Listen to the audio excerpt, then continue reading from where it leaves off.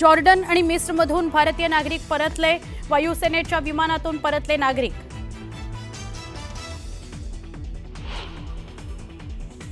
मंत्रिमंडळातील 7 मंत्र्यांच्या पीए आणि ओएसडींच्या नियुक्तीला परवानगी नाही। खासगी सचिवांना मूळ विभागात हजर राहण्याच्या नोटिसा, मुख्यमंत्री कार्यालयातून संबंधितांना सूचना।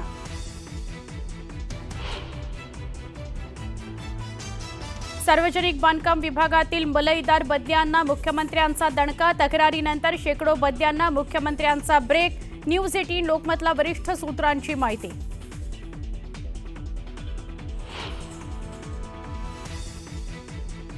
मुंबई महानगरपालिकेची निवडणूक नव्या वर्षात लागण्याची शक्यता, प्रभाग प्रारूप रचना अंतिम करण्याच्या तारखेत वाढ, प्रारूप आराखडा जाहीर करण्याकरता 6 ऑक्टोबरची मुदत।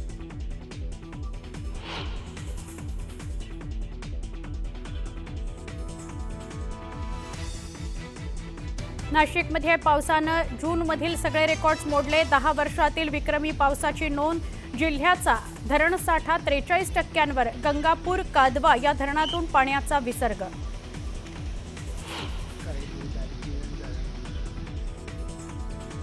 कोल्हापूरच्या धरण क्षेत्रात पावसाचा जोर कायम, पंचगंगा नदीच्या पाणी पातळीत वाढ, जिल्ह्यातील 19 बंधारे सध्या पाण्याखाली।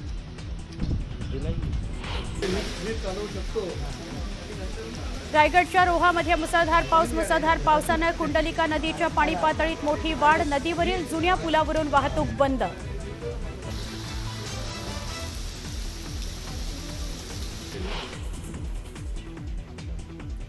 पुण्याच्या खडकवासला धरणातून पाण्याचा विसर्ग वाढवला, धरणातून 3883 क्युसेक पाण्याचा विसर्ग, नदीकाठच्या लोकांना सतर्कतेचा इशारा।